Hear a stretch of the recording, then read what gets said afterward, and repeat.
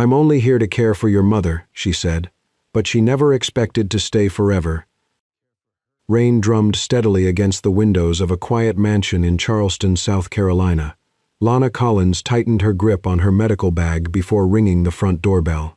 At 29, she had spent years caring for strangers in their most vulnerable moments. This was simply another 6-week home care assignment. A new patient, a new routine, nothing more. The front door opened before she could knock again. A handsome man in a rolled-up white shirt looked at her with tired blue eyes.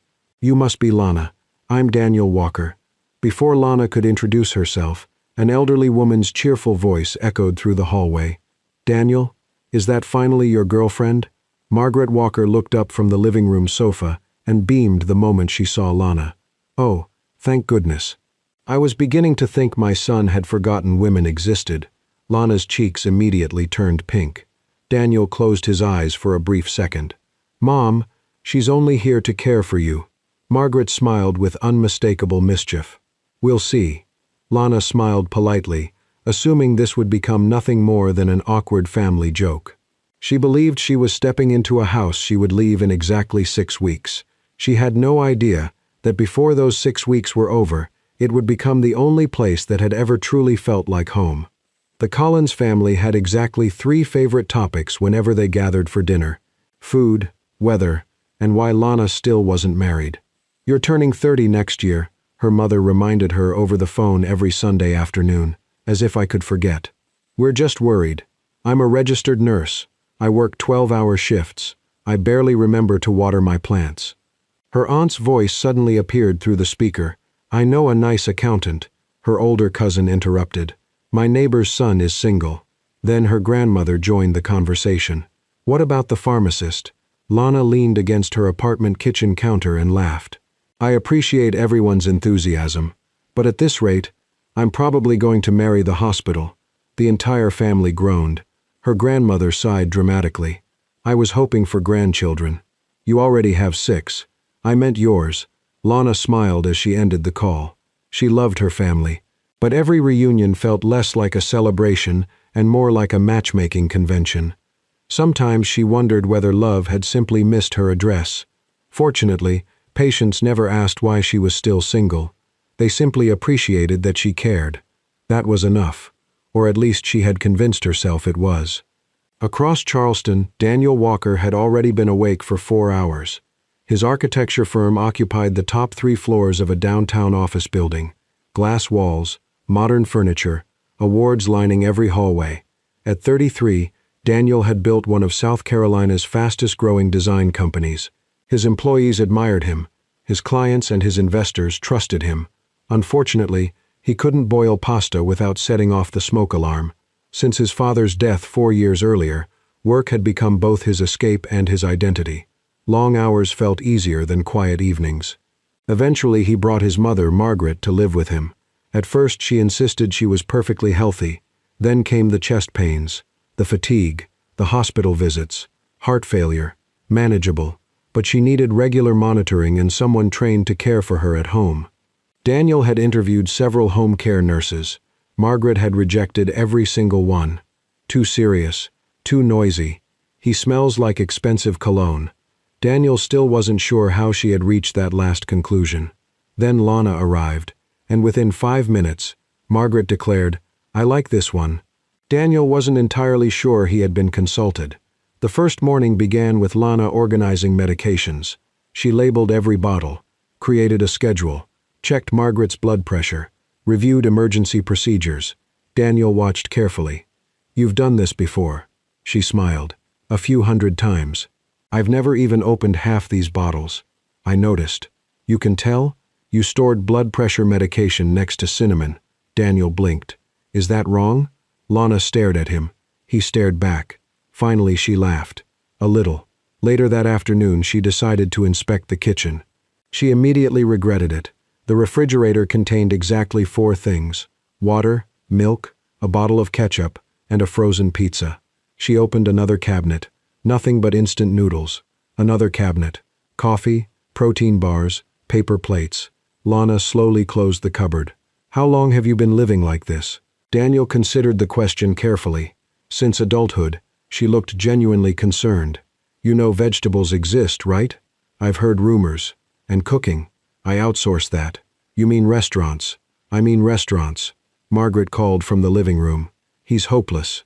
I know, Daniel replied. I can hear you. That was intentional. Lana couldn't stop laughing. I think your kitchen needs medical attention almost as much as your mother. Daniel folded his arms. I'll have you know I make excellent toast. Margaret raised an eyebrow. Tell her about the smoke detector. Daniel sighed. It overreacted. The bread was on fire. It was lightly burning. The toaster melted.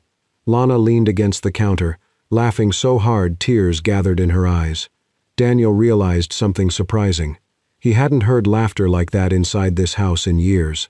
That evening Lana cooked grilled lemon chicken, roasted vegetables, and homemade mashed potatoes.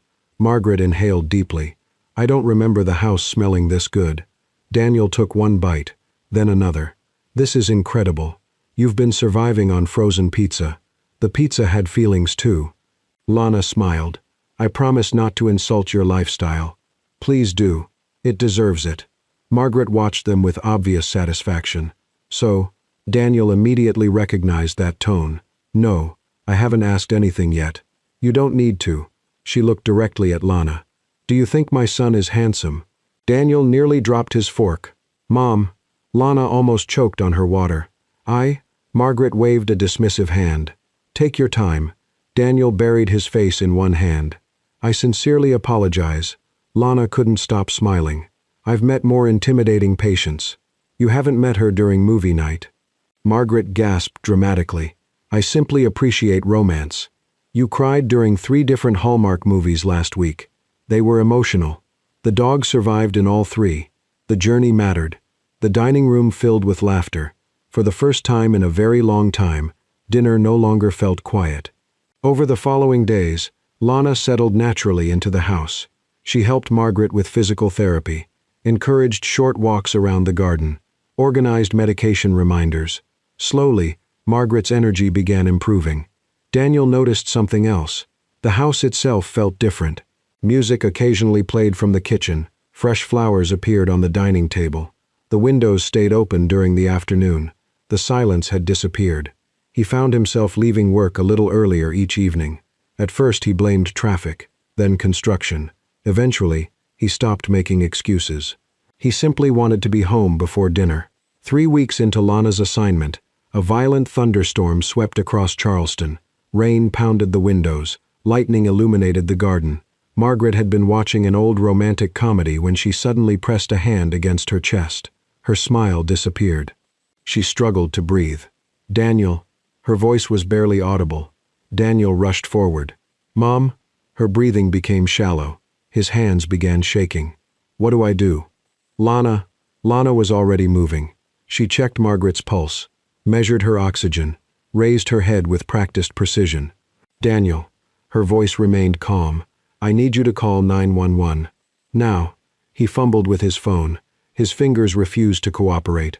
Lana gently took it from him, unlocked it, dialed emergency services, then handed it back. Stay with them. I've got your mother. Every movement she made was confident, measured, reassuring. She spoke softly to Margaret.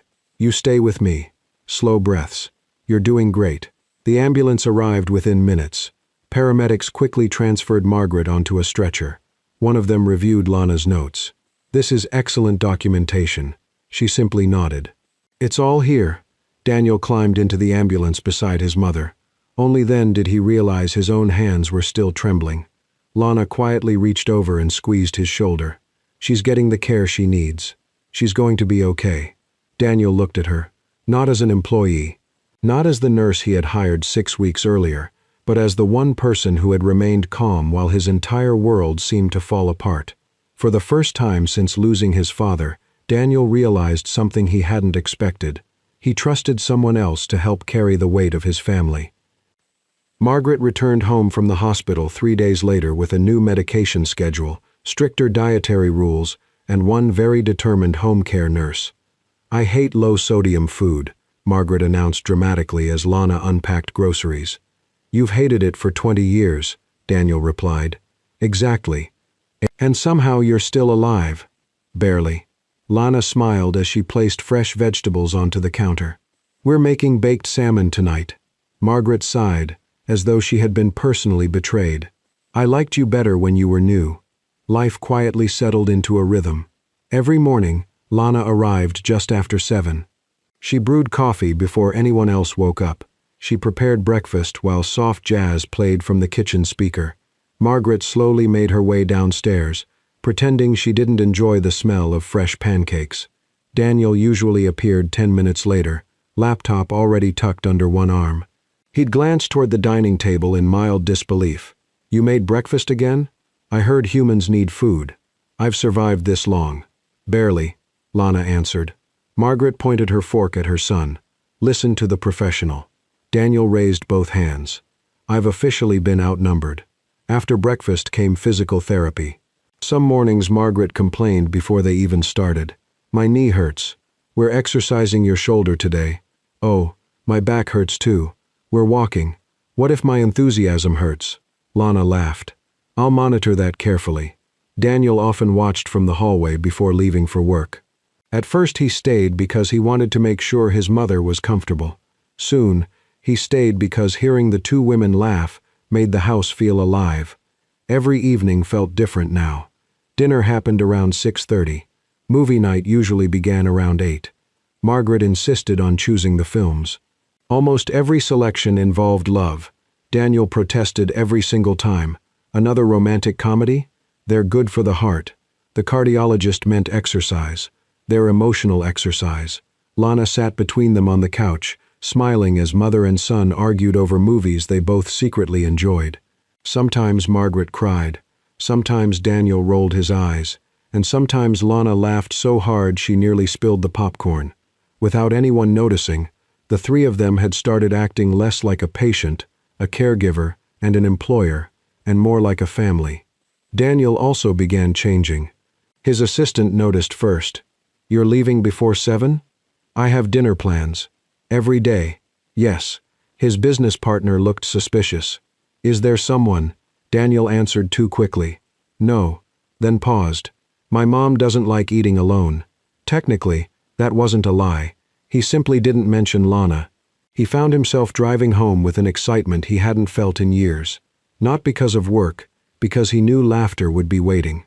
One Saturday morning, Lana announced, Today you're learning how to cook. Daniel looked horrified. I thought we liked each other. I do. Then why punish me? Because one day your mother deserves a day off. Margaret nodded enthusiastically.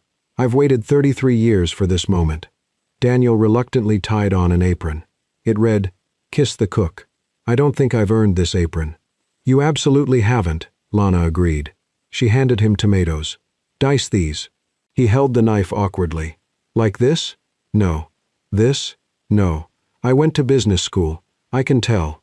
After 10 minutes, the tomatoes somehow looked worse than when they had started.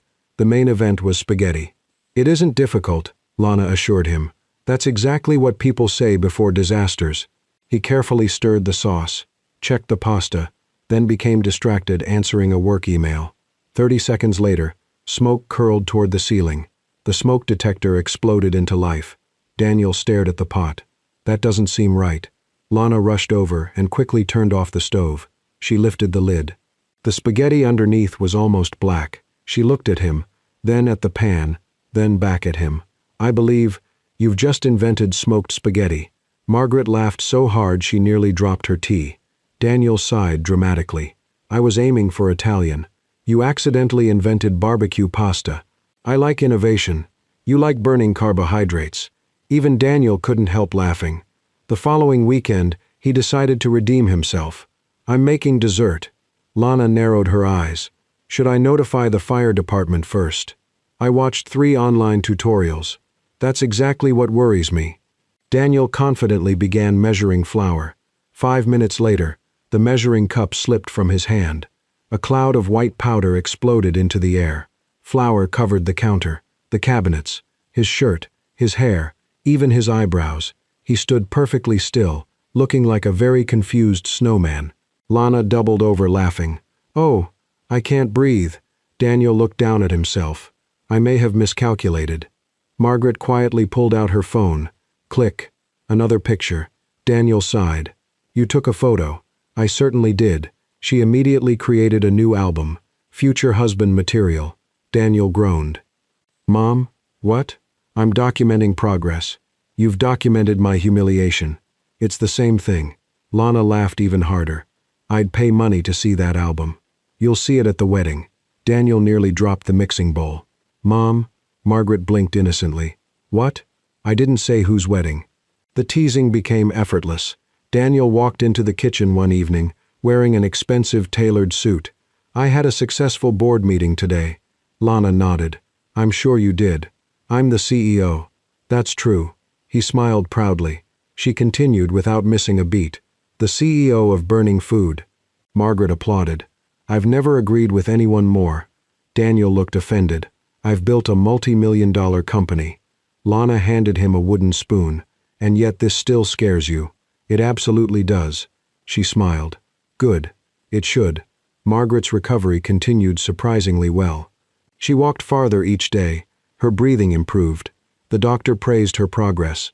Yet somehow, every afternoon around 5, she developed mysterious back pain. Oh dear, I don't think I can stand. Daniel immediately hurried over. So don't. No, I should walk. But someone needs to help me. Lana instinctively stepped forward. So does Daniel. Before either of them realized what had happened, Margaret had linked one arm through Lana's and the other through Daniel's. The three of them slowly walked through the garden together. Margaret looked suspiciously cheerful for someone with back pain. The moment they reached the porch, she let go. My back feels wonderful. Daniel blinked. Already? Miracles happen. Lana caught the mischievous smile Margaret tried, and failed, to hide. She whispered, You planned that. Margaret whispered back, I have no idea what you're talking about, then winked. Late one Thursday evening, a powerful summer storm rolled across Charleston. The lights flickered once, twice, then disappeared completely. The entire neighborhood went dark. Daniel searched the pantry. I found candles. Margaret smiled. Perfect. Candlelight makes everything romantic. Daniel sighed. It also makes finding the flashlight impossible. They laughed as Lana lit several candles around the dining room. Dinner became unexpectedly beautiful. Soft golden light danced across the table. Rain tapped gently against the windows. No interruptions. They simply talked. They shared childhood stories. Margaret eventually yawned. I'm going upstairs. You two don't stay up too late. Daniel smiled. Good night, Mom.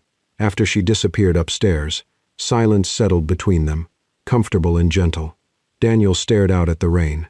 I used to think working harder solved everything. Lana looked at him. My father built this company. When he died, I promised I'd make him proud. So I kept working. Longer hours, more meetings, more success. He smiled sadly. And somehow, I almost missed the years my mom needed me most. His voice grew quieter. I was always telling myself, next month I'll spend more time with her. But next month kept moving. Lana understood that feeling. She wrapped both hands around her mug. My biggest fear isn't being alone. Daniel turned toward her. It's not. She slowly shook her head. My biggest fear is waking up one day, old enough to realize I never built a family. I spend my life taking care of other people's homes. She smiled faintly. But I've never really had one of my own. Their eyes met. Neither looked away. The rain softened. Everything else seemed to disappear. Daniel slowly leaned closer. Lana didn't move. The distance between them became only inches. Just before their lips could meet, the back door suddenly swung open. Margaret stood there holding a flashlight. Oh, I wasn't interrupting anything, was I? Both of them jumped apart so quickly they almost knocked over their chairs. Daniel rubbed the back of his neck. Mom, Margaret smiled sweetly. If you two are planning to kiss, please keep your voices down. I was trying to sleep. Lana covered her burning face.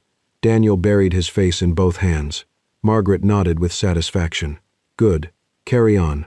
She calmly walked back inside. The silence lasted exactly 3 seconds. Then Lana burst into uncontrollable laughter. Daniel laughed with her. I can't believe that just happened. Oh, I'm never recovering from this. The following afternoon, Lana's phone rang while she was watering flowers on the back porch. It was another family video call. She answered with a smile. Within 30 seconds, her mother asked, "So, when are you going on another date?" Her aunt added, "I know a wonderful dentist." Her grandmother chimed in, "Or the widower from church." Lana laughed helplessly. "I am not dating a man just because he flosses. You can't keep working forever. I'm happy. We just want someone to take care of you. I take care of myself." "It isn't the same." Lana smiled, but her expression softened. "I know. I'll think about it." She ended the call a few minutes later. She never noticed Daniel standing quietly in the hallway. He hadn't meant to listen, but he'd heard enough. He watched Lana stare silently into the garden after the call ended. For reasons he couldn't explain, the thought of another man taking her to dinner bothered him far more than it should have. And for the very first time, Daniel admitted something to himself that he had been avoiding for weeks. He no longer wanted Lana Collins to leave when her 6-week contract was over. 6 weeks passed far faster than anyone expected. The Walker house was no longer filled with medication reminders and awkward introductions. Instead, it had become a place where breakfast conversations lasted too long, movie nights ended with Margaret asleep halfway through the film, and someone inevitably laughed whenever Daniel walked into the kitchen wearing an apron. Even the doctors noticed the difference. Margaret's latest examination showed remarkable improvement. Her blood pressure had stabilized. Her breathing was stronger. She was walking farther every day. During her follow-up appointment, Dr. Simmons smiled as he closed the medical chart. "I honestly couldn't be happier with your progress." Margaret crossed her arms proudly. "I told you I was difficult to kill." The doctor laughed. "I believe you."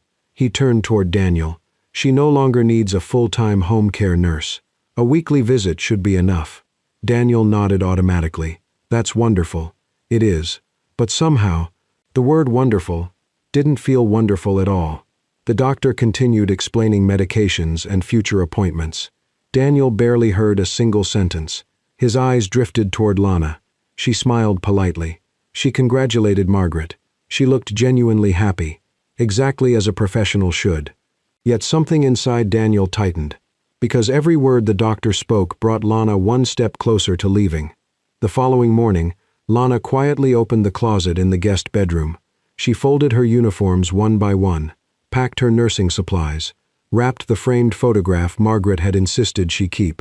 Every movement was slow, careful, as though packing too quickly would make everything end sooner.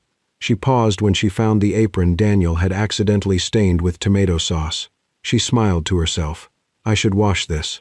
Then she laughed softly. "It's not mine." For the first time in years, leaving a job felt strangely painful. She reminded herself of the truth.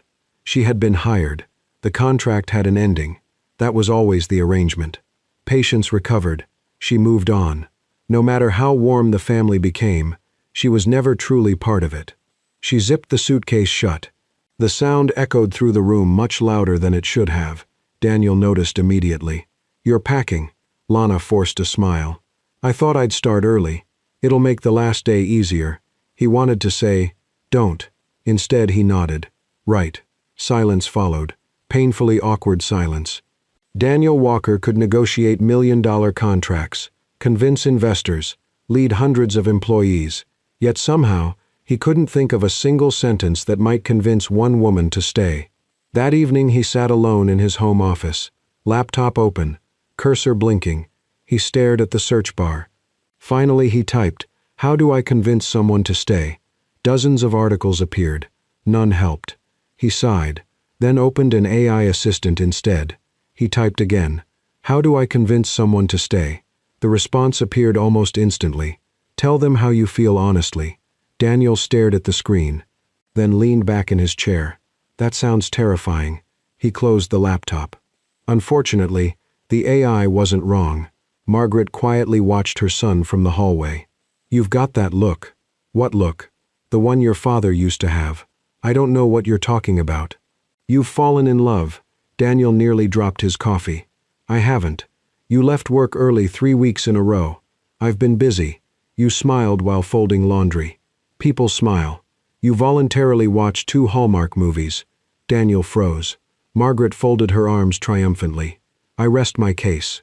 A few days later, Lana had the afternoon off.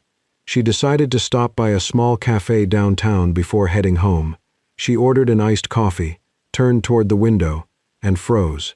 Across the street, Daniel was sitting outside another cafe. He wasn't alone. A beautiful brunette woman laughed across the table. Daniel smiled back. The woman reached over and touched his arm while speaking. Lana's chest tightened. For several long seconds, she couldn't look away. "They look good together," she whispered before she could stop herself.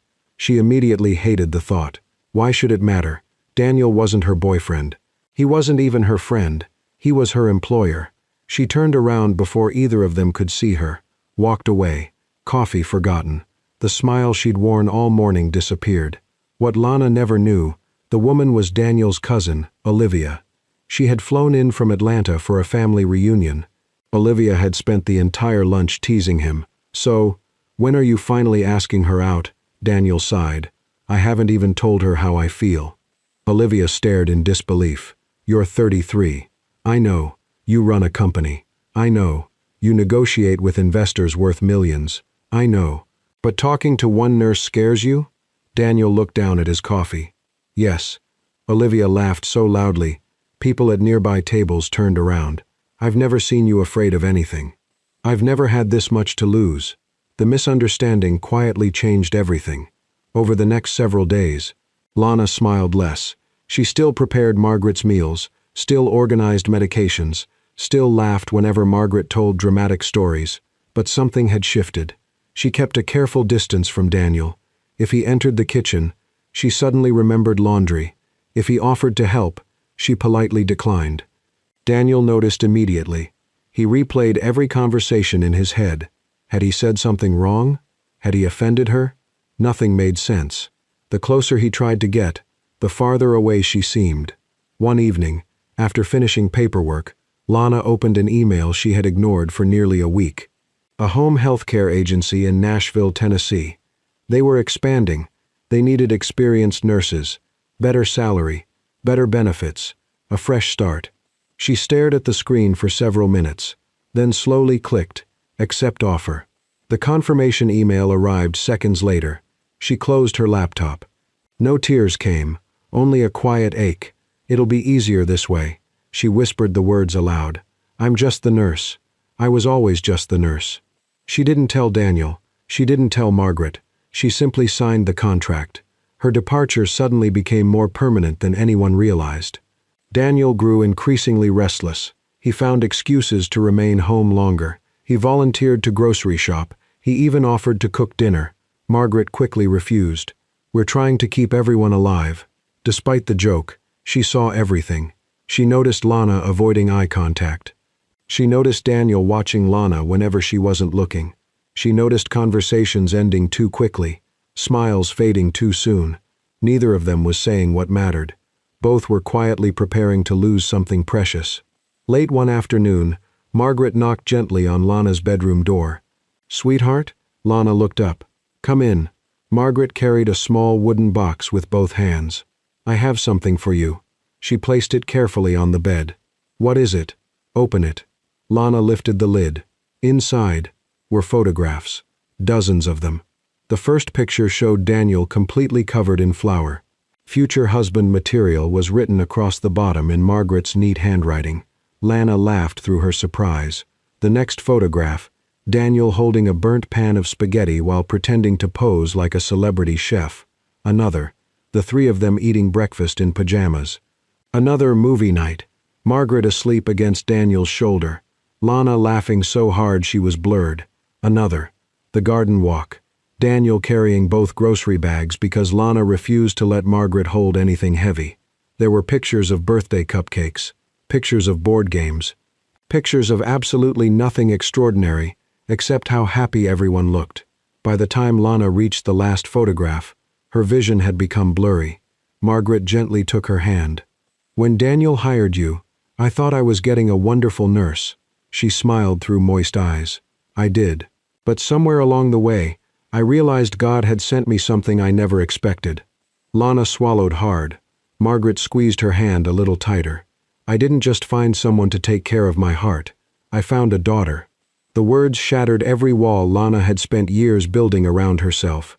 She remembered every goodbye she'd ever said to Patience, every house she'd quietly left, every family she'd promised herself not to become attached to, because leaving always hurt.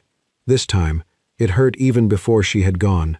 Tears finally slipped down her cheeks. Margaret reached over and gently brushed them away. "You know what the funny thing is?" Lana managed a shaky smile. "What? I don't think this house ever needed another nurse." She glanced toward the hallway where Daniel's laughter echoed faintly from a phone call downstairs. "I think it was waiting for someone who could teach us how to become a family again." Lana lowered her head and cried openly, not because Margaret had called her a daughter, but because, for the first time in her life, someone had made her feel like she already belonged. Departure day arrived far sooner than Lana was ready for. The guest room looked almost empty. The closet stood open. The last suitcase waited beside the bed. Downstairs, the house felt unusually quiet. Margaret hugged her longer than usual that morning. "You'll call me?" "Every week," Lana promised with a smile. "You'd better." "I will." Daniel, however, was nowhere to be found. "He had an early meeting," Margaret explained, trying to sound casual. "He left before sunrise." Lana nodded. "Oh." Something inside her sank. She had imagined many different goodbyes over the past week. Awkward ones, sad ones, even funny ones. She had never imagined no goodbye at all. She left a handwritten note on the kitchen counter. "Thank you for letting me become part of your lives. I'll never forget these 6 weeks." She paused before signing her name, then quietly walked out the front door, without looking back. The drive to Charleston International Airport felt longer than usual. She watched familiar streets disappear behind the taxi window, the bakery where Margaret loved blueberry muffins, the bookstore Daniel always claimed he was just passing, the small park where the three of them had taken evening walks. Every place now carried a memory. The driver smiled through the rearview mirror. "Business trip?" Lana forced a smile. "Something like that." Inside the terminal, travelers hurried in every direction. Rolling suitcases, boarding announcements, children laughing, life moving forward. She checked in, dropped off her luggage, walked slowly toward the security checkpoint. Just before reaching the line, her phone vibrated. Margaret Walker calling Lana answered immediately. "Margaret? My dear, please come home." Lana frowned. "Is everything all right?" "Everything will be. But only if you come back." "What happened?" Margaret chuckled softly. "I've already said too much. Just trust me. Please." The call ended. Lana stood frozen. Then, without another thought, she stepped out of the security line, ignored several confused travelers, ran outside, and climbed into the first taxi she could find. Walker Estate, as fast as you can. 25 minutes later, the familiar mansion stood quietly beneath the golden evening sky. Every light inside the house was off. The driveway was empty. The front door wasn't locked. Hello? No answer. The living room was dark. The dining room was empty. The kitchen stood perfectly clean. For one terrifying second, she wondered if something had happened to Margaret. Then, she noticed a soft glow beyond the backyard windows. Warm lights, like tiny stars. She slowly opened the back door. The garden shimmered beneath hundreds of string lights hanging from old oak trees. A small wooden table stood in the middle of the lawn. 3 place settings, 3 glasses, fresh flowers, and one very familiar pan of spaghetti. Daniel stood beside the table, hands nervously tucked into his pockets. When he saw her, he smiled. "I still haven't gotten much better at cooking." Lana looked down at the spaghetti. Several noodles were unmistakably burned. She laughed through gathering tears. "I can see that. I followed the recipe. You ignored it halfway through. I panicked. You always panic." "I do." For a moment, nothing else mattered. Just hearing each other laugh again. Daniel took a slow breath. "I thought about making something perfect, but then I realized, this is us." Lana looked at him quietly. "We've never had perfect dinners. We've had burnt pasta, flour explosions, smoke alarms, and somehow they became my favorite meals." She could already feel tears slipping down her cheeks. Daniel reached into his jacket pocket. Her heart skipped, but instead of a ring, He pulled out a folded stack of papers. The employment contract. The same contract Lana had signed 6 weeks earlier. He unfolded it carefully, looked at it for one long second, then slowly tore it in half. Again and again. Small pieces drifted into the evening breeze. Lana, that contract is over. He smiled gently. I don't want to hire you anymore. She stared at him, unable to speak. Daniel stepped closer. So, I guess I should ask if you're interested in another position. A tiny laugh escaped through her tears. What position? This one. He reached into his pocket again. This time, he revealed a small velvet box. He opened it. A simple diamond ring caught the warm garden lights. Daniel's voice trembled for the very first time. Lana Collins, I've spent years building beautiful houses for other people. But somewhere along the way, you quietly turned this house into a home. He swallowed hard. I thought I hired the best nurse in Charleston.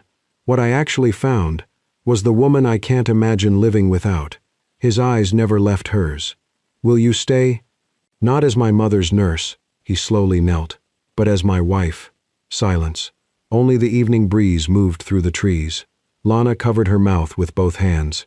She had imagined love before. She had dreamed about family, but never like this. She nodded before she could even find her voice. Yes, another nod. Then she laughed through tears. Yes, I'll stay. Daniel slipped the ring onto her finger. The moment she pulled him into a hug, applause erupted from somewhere behind the hedges.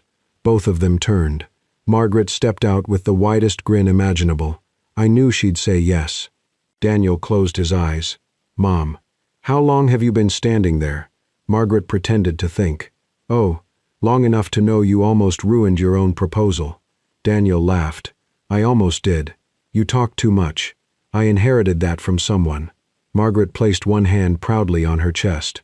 I'll take that as a compliment. Lana laughed so hard she nearly cried again. Daniel wrapped one arm around her shoulders. Margaret slipped her arm through Lana's. The three of them walked toward the dinner table together, exactly as they always had. Only now, nobody was pretending Lana was temporary anymore. 6 months later, spring arrived in Charleston, wrapped in warm sunshine and blooming magnolias. The Walker backyard had been transformed into a small wedding venue. Nothing extravagant, just close friends, family, white flowers, string lights hanging between the trees. Margaret cried before the ceremony even began. I promised myself I wouldn't. Daniel smiled. You've been crying since breakfast. I had emotional pancakes. Everyone laughed. Lana walked down the garden path wearing a simple ivory dress. Daniel looked at her, the way a man looks at the place he has finally found after years of searching. Their vows were short, honest and real. No grand speeches, only promises. To choose each other, every ordinary day. After the ceremony, Margaret hugged them both. My family finally looks complete. Life afterward didn't become perfect. Daniel still burned spaghetti, just slightly less often. Lana still teased him every single time. I'm impressed. It only caught fire once. I'm improving. Very slowly. Margaret remained their loudest audience. Every dinner included laughter. Every movie night ended with her asleep before the ending. Every Sunday morning, Daniel made breakfast. Lana secretly fixed whatever he ruined. Neither admitted it anymore. They simply smiled. Above the fireplace in the living room hung their favorite wedding photograph. Beneath it was a small wooden plaque Daniel had carved himself. It read, "She came here to care for my heart. Instead, she healed all of ours." One evening, the three of them gathered around the dining table once again. Burnt spaghetti sat proudly in the center. Margaret lifted her glass. I'd like to make a toast. Daniel sighed. I'm nervous. You should be. She smiled at Lana. Best nurse I ever hired. Daniel reached for Lana's hand. Worst employee. Lana laughed, then squeezed his fingers. Best decision you ever made. 3 glasses met in the middle of the table. 3 voices laughed together, and inside the house, Lana had once believed she would leave after only 6 weeks. She finally understood something she had searched for all her life. The strongest families aren't always the ones we're born into. Sometimes, they're the ones built slowly, through kindness, forgiveness, burnt dinners, shared laughter, and the courage to let someone stay. Every great love story doesn't begin with fireworks. Sometimes, it begins with someone simply showing up. A warm meal after a long day, a helping hand when life feels overwhelming, or the quiet decision to stay when leaving would have been easier. Lana came to the Walker house, believing she was there to heal one person's heart. Instead, she discovered that love has a remarkable way of healing everyone it touches, including our own. Perhaps the most beautiful families aren't always connected by blood. Sometimes they're built through patience, kindness, forgiveness, and countless ordinary moments shared around the same dinner table. Now we'd love to hear from you. Have you ever met someone who unexpectedly changed the direction of your life forever? Share your story in the comments. And subscribing to Soul-Stirring Stories. We're honored to share these heartfelt journeys with you, and we can't wait to see you in the next story.